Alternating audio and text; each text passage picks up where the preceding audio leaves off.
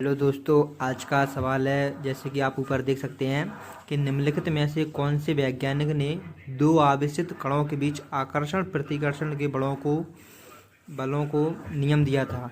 तो पहला ऑप्शन है चार्ल्स डुफे, सेकंड ऑप्शन है माइकल फैराडे, तीसरा ऑप्शन है आर्किमिडीज और चौथा ऑप्शन है चार्ल्स कूलॉम। जिस किसी को भी इसका आंसर पता हो कमेंट में बताएं। फिर मैं अब इसका आंसर बताता हूँ। भाई साहब, जो कूलॉम का नियम है ना, जो चार्ल्स कूलॉम के नियम के अनुसार इसका आंसर डी होगा। दो स्थिर बिंदुओं के बीच लगने वाला आकर्षण या प्रतिकर्षण बल दोनों आवेशों के गुणनफल के अनुक्रमानुपाती तथा उनके बीच की दूरी के व्युत्क्रमानुपाती होता है। इसलिए आज का आंसर होगा डी। चार्ल्स कूलॉम ने इस नियम को दिया था।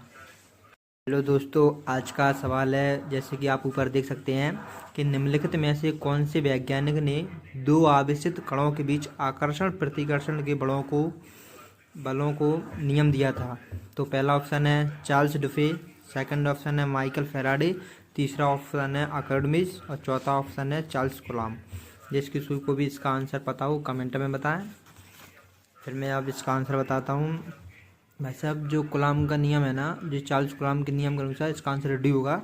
दो स्थिर बिंदुओं के बीच लगने वाला आकर्षण या प्रतिकर्षण बल दोनों आवेशों के गुणनफल के अनुक्रमानुपाती तथा उनके बीच की दूरी के व्युत्क्रमानुपाती होता है। इसलिए आज का आंसर होगा डी। चार्ल्स कूलॉम ने इस नियम को दिया था।